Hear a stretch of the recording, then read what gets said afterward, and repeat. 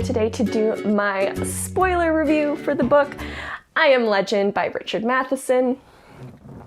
The copy I have is actually a compilation of short stories that includes the longer short story I Am Legend. It is definitely the main focus of the novel, and so it is the one I will be talking about here today. Since this is a spoiler review, I feel like most of you will be pretty familiar with the book, but I will just give a brief summary. This follows Robert Neville and kind of his physical and psychological battles of being the last man on Earth with this infected horde surrounding him. Overall, I found the book pretty interesting, but I'll get a little deeper here with my likes and dislikes. My first like was the writing. I found it very compelling, very smooth, and very well executed on a technical level. I had zero problems with it.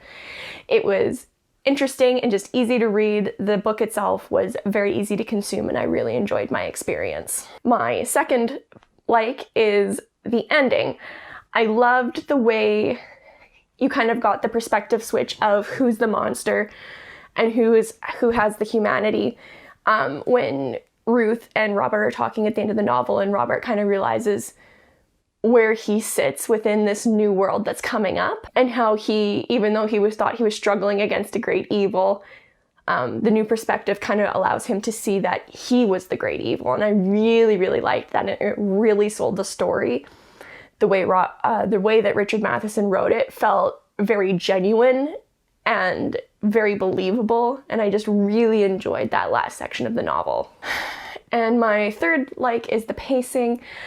Even with the flashbacks, I found everything very well paced. It was a good mixture of introspection on Robert's part and action and just general discovery. It really played well into the writing style, and just made the book itself very enjoyable to read because you're never straining to figure out what's going on. There were no big lulls, and you didn't feel like much of the action was rushed.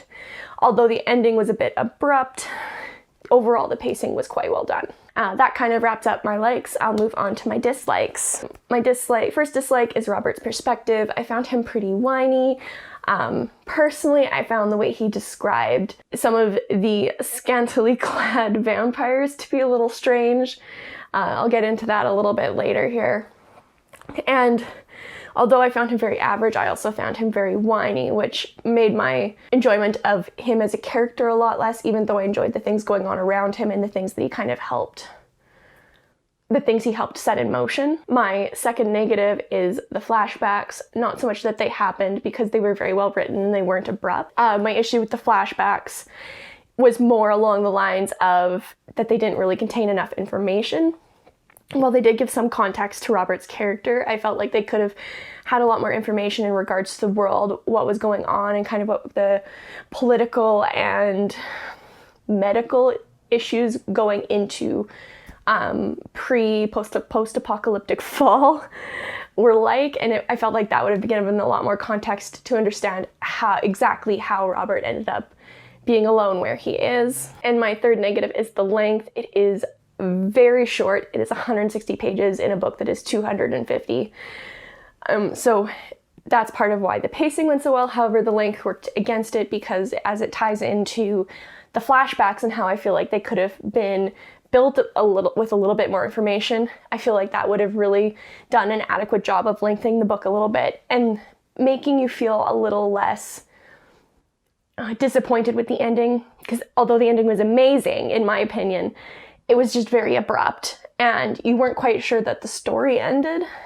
And for me, with the one I have that's a collection of short stories, there's no transition. It immediately goes into the next short story, and I didn't realize that at first.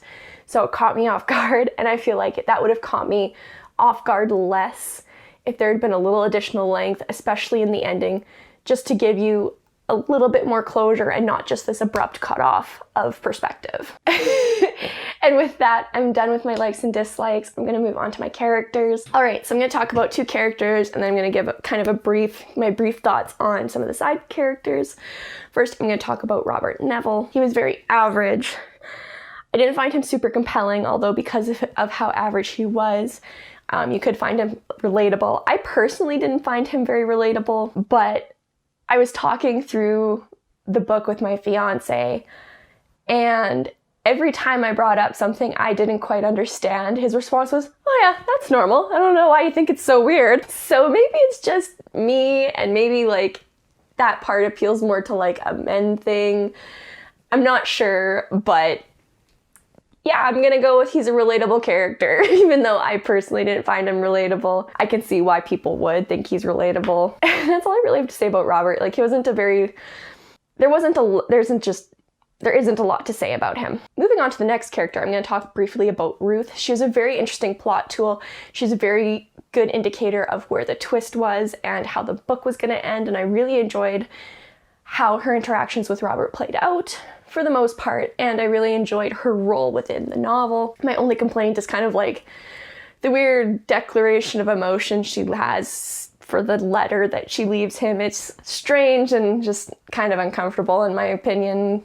Overall, she's a really interesting plot tool, but that part was really weird and unnecessary in my opinion. And that's really all I have to say. Those are kind of the two characters that had enough personality that they were really worth talking about. There are a mixture of side characters, some named, some unnamed, and while they were interesting plot tools, the characters themselves were pretty flat and there wasn't a lot going on with them, which is a little unfortunate. As someone who really enjoys a lot of character-based writing, I really would have loved to see these characters expanded upon a little bit more. It would have lengthened the novel a little bit, which I mentioned before I think would be to its benefit, and it just would have been really nice to get that context in terms of what these people meant to Robert or what they meant to the neighborhood. And that's all I'm gonna really say. I'll move into my wrap-up here. This book is a 4 out of 5 stars in my opinion. Overall, the read was pretty good. I found it to be a pretty solid 3 out of 5 for about 3/4 of the book. And the last quarter where it really got into the ending, that was about a 5 out of 5 for me, so it really helped. The 4 out of 5 is kind of the adjusted score for that. Although I didn't care for Neville as a character, I did enjoy what was going on around him and what he kind of instigated in the novel. And overall, I would really recommend this book to anybody who really enjoys post-apocalyptic novels, especially those done from a single perspective, especially if you enjoy a lot more of the psychological aspect and not just the action and killing of the infected horde he's dealing with. And with that, I will see you guys in the next video. Bye!